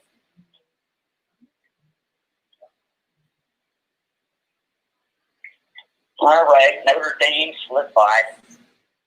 Well, they did a little bit better than slip by, but yeah. Yeah, you know, in the last quarter, they kind of took control, but up until then, I thought North Carolina had a chance. This Ohio State news is good for your Florida folks. Well, not necessarily Florida, because you guys have to beat Alabama, but it's good for the SEC getting in a second team. Right. Yeah, I agree on that one. But I didn't want it that way. If we don't beat Alabama, I don't care if we don't go to the playoffs. You know, if we can't beat Alabama, that's the way it is. But now we might get it even if we lose. If we lose by one, you know,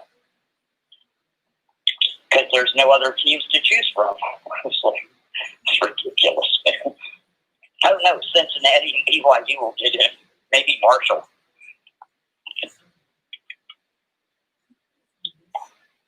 The Thundering Herd in the playoffs. Yeah, get Marshall and Coastal Carolina in there. Let them duke it out. If these COVID cases keep going and knock these games out, who knows what we're going to see. Oh, man. You got to laugh to keep from crying, I guess. What a messed up reality. George, when the Clemson, huh? When the Big Ten decided for all that time not to play a football season, then they finally listened to the public and the people and the players and the coaches and everybody else, and then they put this season together. I was sitting here almost every night saying, this is going to be a problem because they don't have any wiggle room. They've boxed themselves into a situation where they got to get all these games in, and if there's some kind of outbreak, we're going to see some problems. And they were the league, they were the conference that was going to get on the field first so they could avoid all this and have a flexible schedule. But they screwed up and they backed down, and then they came back in and back in too late. We talked about this like 6 weeks ago. We saw this coming. Yep. This is $1 billion business. Everybody concerned should be fired and blackballed. you can't make those mistakes in $1 billion business. They should never be able to get a job anywhere in anybody's athletic department or university again. Yeah, I think you got something there. Following, yeah. Of course, you know, this whole thing's become so politicized. You know, it's just, who knows what's going on for real anymore. Just crazy, Mark. I hear you, George. I hear you. Well, dive back into that live chat. The people they want to hear from you. All right. Talk to you later. Have a great Thanks, evening. George. Enjoy the game tomorrow. Good night. See ya. I will. My man George, always pumping me up. Alabama football fan, Roll Tide. Would love to know how long you've been watching, because it's probably been for the last month that I've noticed you commenting here, and you always have positive things to say. You're always pumping me up, pumping up the channel. Appreciate that so much. Alabama football fan, Roll Tide. Good stuff. Mark Rogers TV, the voice of college football. Who's on the line? Hey, Mark, I'm a five-time caller. It's Jacob. Hey, Jacob. What's up? How are you doing, Mark? I'm good. That's good. That's good. Yeah, I just heard about Ohio State's news. And, Yeah. wanted to see, and I didn't see the beginning of the show, but yeah, I watched a little bit of the Notre Dame game today. It was pretty good. I like North Carolina's colors in their field, so that's always nice. And then Ohio State, I have a question, because I hear you talking and some of the other callers talking like Ohio State's playoff chances are toasted, and I was wondering why you think that is, and why. Because I heard they have to have like 6 games in, or have won 6 games to make the Big Ten championship. Is that what you're saying? You think if they don't make the Big Ten championship, they could be left out? So, yeah, that's the basic assumption. There is that Ohio State has only played 4 games, and they've only played 1 quality opponent. So there's only 3 weeks left in the season, and before the Big Ten championship weekend, and they're going to miss this game tomorrow. So there's 1 canceled. And if you do the addition on the Big Ten guidelines of 21 days to quarantine, depending on, so see, the big question here is we don't know, number one, if the Big Ten made this decision or Ohio State made this decision. Based on the sources that I read online, sounds like Ohio State made this decision. So Ohio State might still be eligible to play football, but they're trying to keep this under control. So they might be okay to play the next 2 games against Michigan State and Michigan, which would put them in line to compete in the Big Ten championship game, and they'll be fine.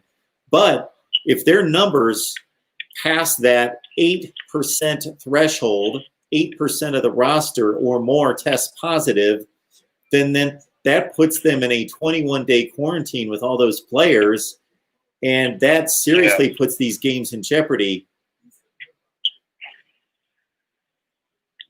So I don't know how an Ohio State team that only goes 4-0 against 3 bad teams and a decent team, being compared to teams that went 9-1, let's say in other conferences that won conference championships, can possibly make and legitimately be selected to a playoff spot, just because we kind of know that they're that good. But if they don't play, they don't play. Yeah. That's what I was kind of worried about, how they let Indiana come back like that. That doesn't look too good, and all of that. And so they're 4-0 right now. Is that correct? Yes. They only played 4 games, because they had that 1 game canceled. Yeah, the Big Ten has only played 5 weeks. Really quick, I want your opinion on as far as if Ohio State does get in and doesn't get in, like those scenarios. I don't know, who do you see getting in? I know obviously it's hard to tell right now, but if you had to take a guess, what do you see it shaping out like? Well, before this news, I had stated the other day that I thought that Alabama was going to beat Florida and win the SEC, that Ohio State was going to go undefeated, win the Big Ten, beat Northwestern, that Clemson was going to win a close game in the ACC championship game against Notre Dame, and those 4 teams would make the playoffs, because I didn't expect I just said it the other day. I posted a video and I outlined every conference and the probabilities and possibilities, and I basically said Oregon's going to lose one of these 2 games against Oregon State or against Washington. So the Pac-12 is going to be toast, and the Big 12 is already toast. And so I had an Alabama, Clemson, Notre Dame, Ohio State playoff.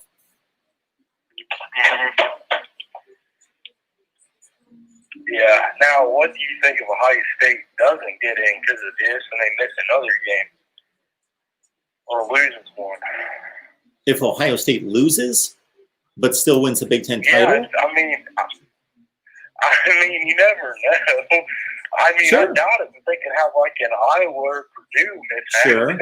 But their next 2 games, and if they would have played this game against Illinois, are against much worse teams than, for as much as they shouldn't have lost to Iowa or Purdue, that Purdue team only won 6 games, but they beat 4 ranked teams that year, and they played Auburn in a bowl game. Yeah. They got annihilated, but they played Auburn in a bowl game. Yeah, they had Rondell Moore too. Sure. The Iowa team was an 8-5 team. They were a pretty good team. They were fringe top 25. This Illinois, Michigan State, Michigan run, those 3 teams right now are what, 2-3, 1-4, 2-3. They're not good teams.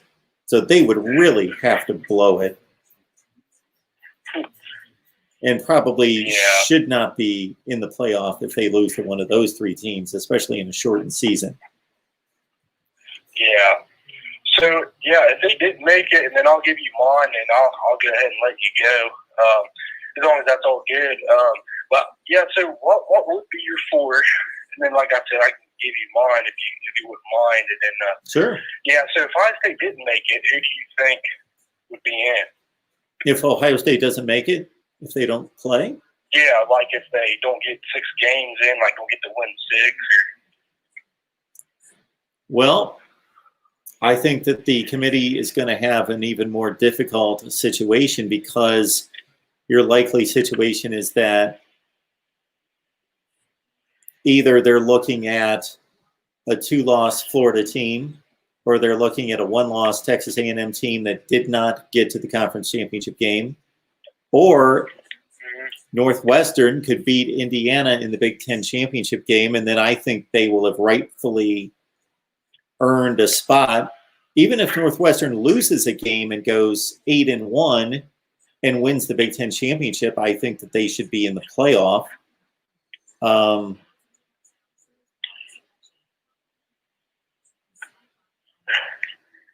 Wow, imagine that. Northwestern in the playoff. Well, and then we haven't even brought up Cincinnati, and Cincinnati's probably going to be 11-0. Yeah, I guess their game got canceled. I guess. So probably you would say for the second one of yours, you'd say Alabama. Would you say Notre Dame or Clemson would be coming out of the ACC for this one? You think same thing? I think now, based on what Notre Dame showed us in South Bend, even though Trevor Lawrence, of course, didn't play and 3 defensive starters for Clemson, that I think Notre Dame has shown themselves to be pretty legit. I do think Clemson will win a rematch in Charlotte, but I think it'll be a good game, and Notre Dame's still going to have an excellent case to make the playoff. Yeah. So probably those same 3, and then your 4 is probably a toss-up, huh? If Buckeyes don't make it. The 4th is if Northwestern can. I think the committee's going to have a difficult time because I think they've got to. I don't think that they view Northwestern as a legitimate team. I just don't. They ranked them 8th when they should be higher. Based on their resume, they should be higher. But they look at them as Northwestern. And I get that, but let them lose or show us that they're not capable before you drop them in the rankings. So anyway, I've got Northwestern at number 4. But anyway. Yeah, and then probably Texas A&M, Florida, and Cincinnati on the outside. Yeah, it all depends on whether you think Indiana or Northwestern is going to win the Big Ten championship. And I think that either one of them with 0 or 1 loss, which of course with Indiana they've already lost a game, should get the playoff spot. Yeah, dang, they should. That's crazy we're talking about. Yeah, Hey, I mean, a good football team is a good football team. It doesn't matter the name. But real quick, I'll take Mark Ford. If Ohio State wins out, I think Alabama. I think you're right. I think Clemson will probably squeak it out. But I said this earlier to one of my buddies. I think Notre Dame's going to pull it out. I don't know why, but I just think that. But I think Alabama, Notre Dame. And then my 3 seed would be Ohio State. I think, because Clemson would lose. Ohio State would go to the 3 spot. And now 4. I think because Texas, I think the 4th spot for me would be between Texas A&M. I think you got Cincinnati, and then you got a 2-loss Florida and a 2-loss Clemson. So if Texas A&M got through with 1 loss, and you had an undefeated Cincinnati there, I don't know. If it was me, I don't know what they would do. I would have to put Texas A&M because of the tough SEC. So pretty much you have Bama, Notre Dame, Ohio State, Texas A&M. And then if Ohio State doesn't go, mine would probably be Alabama, Notre Dame, and then number 3, I'd probably put Texas A&M, and then for the 4th spot, I don't know, like 2-loss Clemson, a 2-loss Florida, or an undefeated Cincinnati. That's hard. I think you'd have to put the 2-loss Clemson in there because of losing to Notre Dame, so that'd be my 4th. So you think Clemson with 2 losses? You think Clemson with 2 losses and its best win against Miami is better than Cincinnati beating UCF a couple times, Tulsa, Memphis, Houston. Who else have they beaten? SMU. I don't know. I just think Clemson because of the fact they're in the ACC and they got their only losses was to a number 2 playoff Notre Dame team. Kind of like what I think they should have did with Ohio State that year when we got beat by Michigan State at the end of the year after the season after our national championship win. I thought we got snubbed on that, Mark. I went back and looked at Oklahoma's schedule and their points of like spread and victory and stuff. Man, I think they snubbed the Buckeyes on that one. We should have been in, but you're talking about 2018. No, it was 2015. Remember when Ohio State, it was really rainy, and Michigan State came to our place. Believe me, I remember all these games. Yes, I remember. Yeah, I hated that. They wanted to start JT Barrett, and that was a mistake because they needed to pass the ball against them. And they just, I don't know, and then Will Greer, whatever his name is, I didn't like that too much. That was pretty crazy. Well, but, the situation there was that Oklahoma won a conference championship and Ohio State did not in 2015. Yeah, I just didn't see no difference between what the Buckeyes did that year and then what Bama did like a few times and didn't win a conference and win it. I just didn't see no difference between them losing to an Ole Miss or whoever like they did, and getting left out. And I don't know. I just thought since the college football playoff team was in it, but I don't know. I thought we'd probably beat them in the eye test, but it's water under the bridge. Go ahead. Well, I will say it this way. The College Football Playoff Committee has an impossible task. They need to fit 5 conferences into 4 slots, and that doesn't even include Notre Dame in a typical year or a team like UCF or Cincinnati breaking out and playing well and going undefeated. But at the same time, they continually move their markers on what they say they value. So when the playoff was first unveiled in 2014, they left out TCU and Baylor because they didn't play in a conference championship game, and they said that they valued a conference championship game win. Yeah. And then we got to 2015, and that was fairly clear-cut for them. But a few years later, they started to rely on when they let Alabama in 2017, despite not getting to a conference championship game, that they were just selecting the 4 best teams. So that's become their bailout statement that we select the 4 best teams. Well, if you want to select the 4 best teams, then you should have in 2015 selected Ohio State. to go. Yes, exactly. That's what I'm saying. It's like Bama or the SEC getting special treatment or something. But yeah, it's crazy. And I'm just saying that I don't have an issue, and didn't at the time. I didn't argue with the committee at the time. It didn't say that they messed it up in 2015 because Ohio State was clearly one of the 4 best teams in the country, but they did not earn the spot because they lost to Michigan State, and Michigan State, by earning the conference championship, earned the playoff spot. I had no issue with that. But if you're just saying, let's look at the resumes and let's look at the teams and watch the games and select the 4 best teams, well, that Michigan State team only beat Michigan because of the bungled punt. Yeah, that year was crazy. So they really didn't beat Michigan. Michigan, the punter, didn't fall on the ball. He threw the ball up in the air with no time left in the clock and handed them a win. That Michigan State team lost to a 5-win Nebraska team, and they barely, by the length of a football, won the Big Ten championship over Iowa. The running back LJ Scott, just got the nose of the football over the goal line on a 4th down play to win 16-13 over Iowa. So they were not one of the 4 best teams in the country. Michigan State fans, don't jump on me.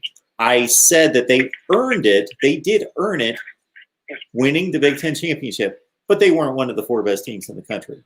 So I just want the committee to be consistent. Exactly. They jump around from resume to bad losses to conference championships to we just select the 4 best teams, and they use whatever excuse. And again, I think that they've got an extremely difficult job. I just want them to be consistent. Yeah. Well, I'll let you go, Mark. There is one little last thing I want to ask you real quick before we. Here's your 3 finalists for the Heisman. You think you got to pick 3 finalists? Right this second, or what I expect to happen the rest of the season? Are you talking about today? Well, like after the season's over, who do you think is however many you think they select and who they are, and what you can do, who you think you would take and who you think would win out of them. Who I would select right this second? Well, I definitely would take Kyle Trask and Mac Jones to New York, and my third selection would probably be. I would think about Ian Book. I would think about Breece Hall at Iowa State. Who am I missing? Who am I missing here? I would look at Devonta Smith's numbers at Alabama. I would look at Najee Harris's numbers at Alabama. I would look at Javonte Williams' numbers at North Carolina, who leads the nation in rushing touchdowns right now. Yeah, what about Fields and Lawrence? Did Lawrence miss too many games and Fields not playing? Well, my issues with Fields and Lawrence is Justin Fields just threw 3 interceptions against Indiana in the biggest game of the year. He still threw for 300 yards, but he had a bad game. They've only played 4 games. The other 3 opponents were lousy. Trevor Lawrence missed the biggest game of the year.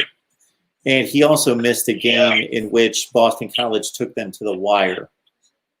Took them to a 1-score game. So I just don't think he's played the most significant football for that team. So I would not consider them right now.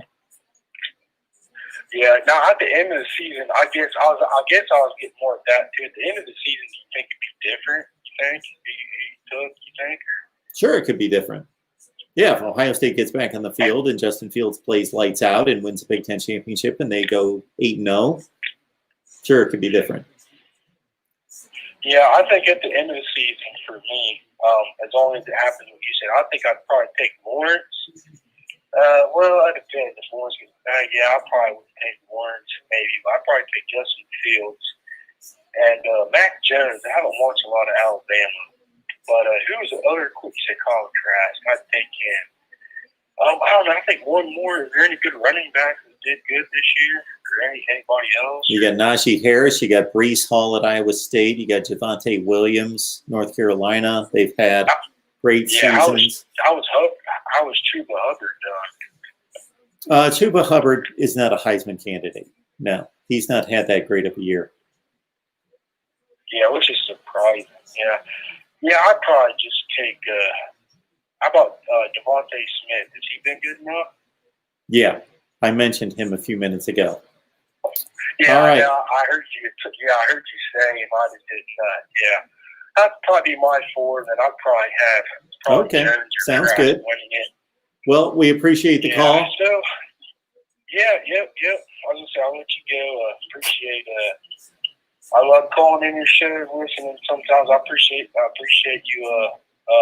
You always accepting calls and always being kind. I appreciate it. Thank you. I appreciate the comments. Have a great weekend.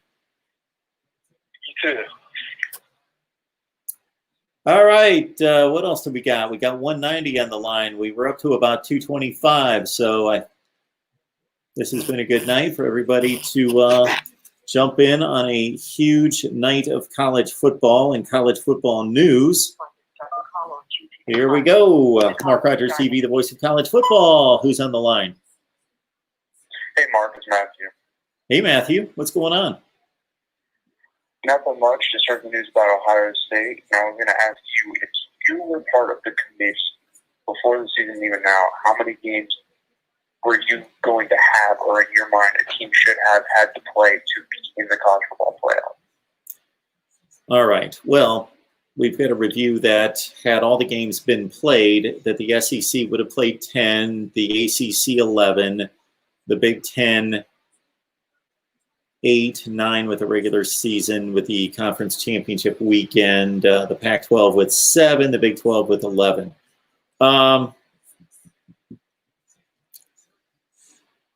I don't necessarily, I just don't know that I could answer that question, because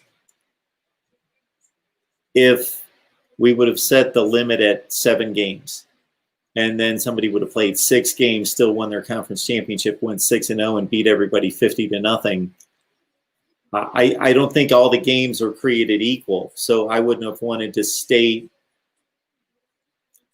for example, had Alabama missed 1 game and that game was Auburn or Georgia or LSU, I think that's more significant than Alabama missing 2 games and it's Missouri and Vanderbilt.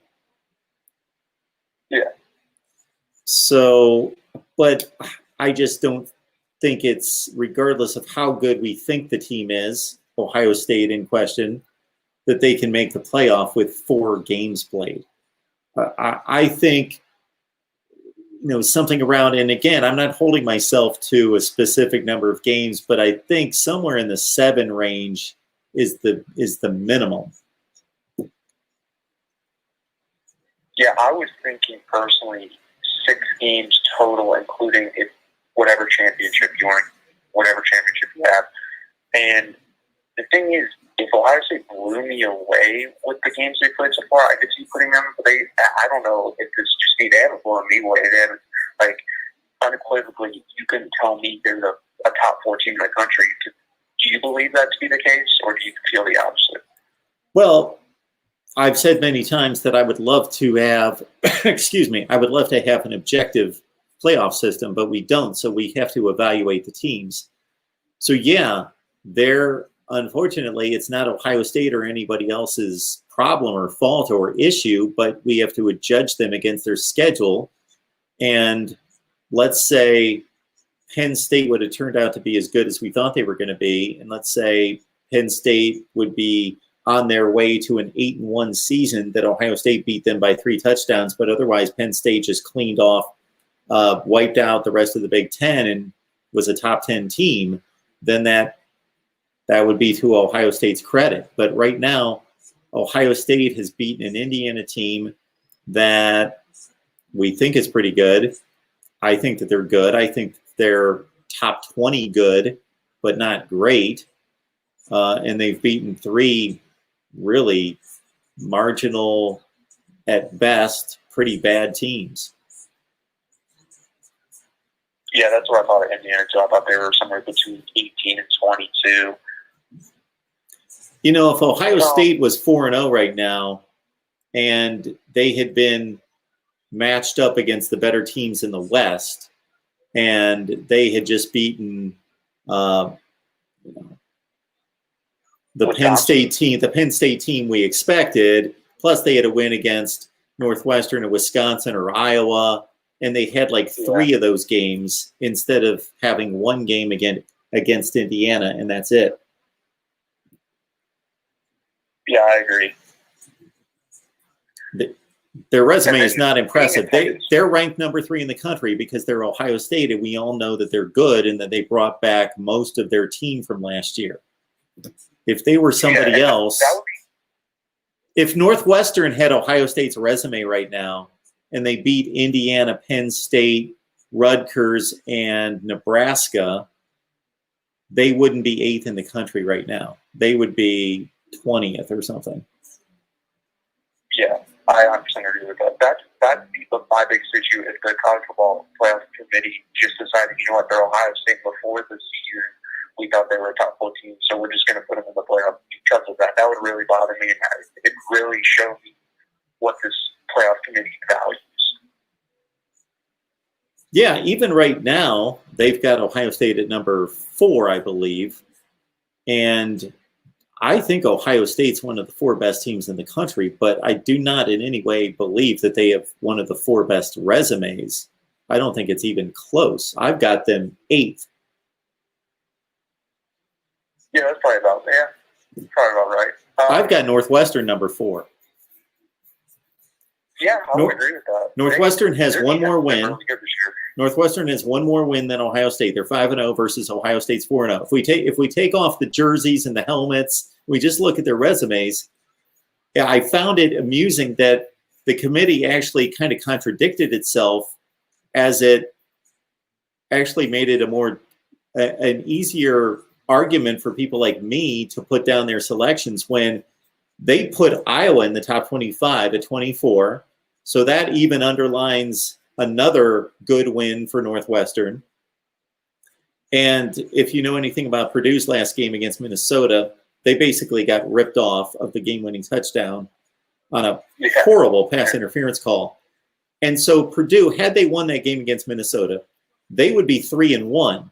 Now, if the committee ranked Iowa, who was 3-2, number 24, what would they have ranked Purdue 3-1, who beat Iowa? What would they be, like 15th? And Northwestern beat them too.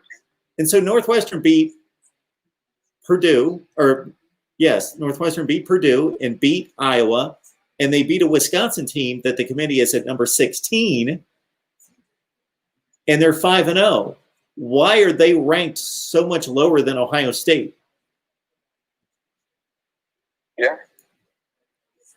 If you want to see the committee get put in a really bad spot, have Northwestern with the Big Ten, and then Ohio State with 5 games be 5-0, and they still pick Ohio State to go on the college football playoff. Well, I think the difficult call for the committee would be as if Northwestern lost a regular season game and then won the Big Ten title 8-1. They don't want to take Northwestern. Or even if Indiana won it with only one loss. Sure. Yep. And in that scenario, do you believe okay, let's play out this scenario. Alabama beats Florida. Clemson beats Notre Dame. Yeah. Ohio State's not capable of being put in the playoffs, so it literally would come down to, let's say, Indiana beats Northwestern, and then Cincinnati is undefeated with their American Athletic Conference Championship. Yeah. Who would you take to put in the 4? So who would I take? Yeah. I would take, so you said Alabama sweeps. They're undefeated, right?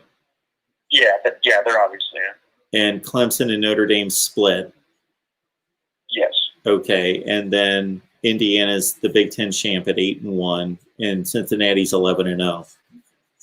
And then obviously A&M as well, yes. Well, I'm a big proponent of conference championships, so I would take Alabama, Clemson, Notre Dame, and Indiana. Okay. Do you think Cincinnati has any case there? Is it close? Oh, I think they've got a case. Oh, absolutely. I think they have a case. Okay. 'Cause I think really want them to make it. the American Conference is really good. The American Conference has, I tell you, in looking at the ACC the last couple of years, people don't realize the ACC went 6-19 against the other four conferences last year.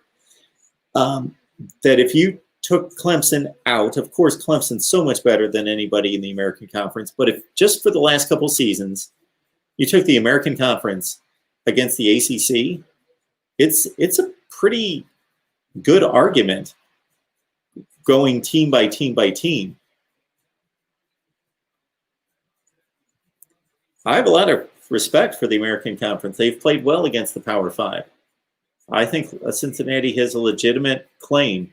They've not only won the games, they've been dominant in almost all of them except for the UCF game. Yeah. I think you're allowed to have one, average deal Sure. every year. I think that's fair. Everyone does. Yep. I mean, Alabama had Ole Miss, so I think that'd be stupid to hold it against them. Now, as a Texas fan, I feel obligated to ask this. Did you watch the Texas and Iowa State game? Yep, I did. Okay. Now, I want to know if this is just my eyes deceiving me because I'm a Texas fan, or do you see it as well? Did Texas outplay them? I believe we outplayed them and should have won that game by 10+ points. Oh, sure. Texas did outplay them. Yeah. Especially in the first quarter, but even throughout. Yeah. I didn't know why Iowa State was hanging around in that game. Yeah, it was that game.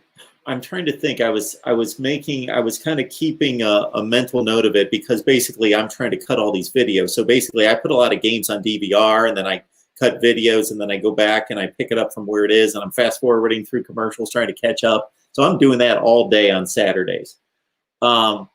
But that game was kind of one of those games where, you mentioned Michigan State, Ohio State in 2015. That was a very short game, a very quick game where the clock just ran. And that second half was kind of like that, where before you knew it, Iowa State had kind of hung around and they were still only down 20-16 and the clock had run down and they suddenly have the ball with 3.5 minutes left and can go on a drive to win the game. Yeah, the rational non-fan in me at halftime knew we were going to lose because we had thoroughly outplayed them when we were only up by 3 points. Yeah. Yeah. Well, just watching the game, I want to get an outsider's perspective. What did you see the biggest? What do you see the biggest weaknesses as a Texas football, or that the Texas football team has, and what did you think of Tom Herman's coaching decisions? His coaching decisions. See, I didn't watch it. See, there are certain games that I just don't watch with that type of mindset. So I'll explain kind of my approach to all this because it changes based on what I know, what I need to do for this. So I knew I was going to have an analyst that watches Texas football on here to do our post-game video. So I didn't rely on myself to really grind and watch from that standpoint, if you follow me. I didn't watch it from a strategic standpoint. Now, a lot of the games, I know that I'm going to come on here myself and analyze the game and cut a video with instant analysis. So I'm really watching coaching decisions and I'm watching the flow of the game and really watching the play-by-play. But I didn't approach it like that because I was going to have somebody else on here. So I didn't see anything egregious that they did wrong. I know that they could have kicked a field goal on 4th and 1. Yeah, that didn't bother me that much. But besides that, I can't believe that in that conference against Iowa State's sturdy defensively. There's no question. They always play good defense and have under Matt Campbell. But why does Texas not, ever since Deontay Foreman, they don't have a running game from the running back position? Sam Ehlinger is always leading the team in rushing, and I think that that's their biggest deficiency is that they can't move people off the ball, and they should be running for with their recruiting classes. And, I know Bijan Robinson's only a freshman, but he's a 5-star, that they're not running for 220 or 250 yards a game against teams. I mean, we were on pace for that from the first quarter, and then they kind of went away from that. Tom Herman tends to do that. He's just like, to be honest, most good coaches, but not great coaches, don't do that. Great coaches, when they see a weakness, they'd exploit it over and over and over and over again. Good coaches get bored and decide to get fancier stuff, and that's what Tom Herman seems to do. Yeah. Kind of obviously bugs the fan base. Yeah, I can see that. Do you think that was it for him, though? Pardon me? Do you think that was it for him? Oh, that he's gone? Yeah. If I'm running the show with Texas, I am only cutting him loose if I know that we have a good shot at somebody else, because I think he's a capable coach, but yeah, he's not meeting the standard. He is not at all meeting the standard. But I would tend to give him a 2021 mandate to win the Big 12 and seriously contend for a playoff spot, or else, unless I really knew that I could get, I guess Urban Meyer would be the guy. Yeah, basically what after going through all the fan channels in Texas and listening how I feel, I think he stays unless Urban Meyer or Brian Kelly's the coach next year at Texas. That's how I feel. Okay, Brian Kelly. All right. I mean, you got to get an elite coach and an elite recruiter, because this recruiting class coming up, this is why people think it'd be a good time to fire this year, because 2021, if you look at our rankings, it's pretty much a in-between type recruiting year anyways, where in most years when you fire a coach and bring in a new one, you're going to have to get like this anyways, so you might as well fire him. Yeah. It's not good. Yeah. All right, man. But I'll let you go. Thanks for the call. Appreciate it.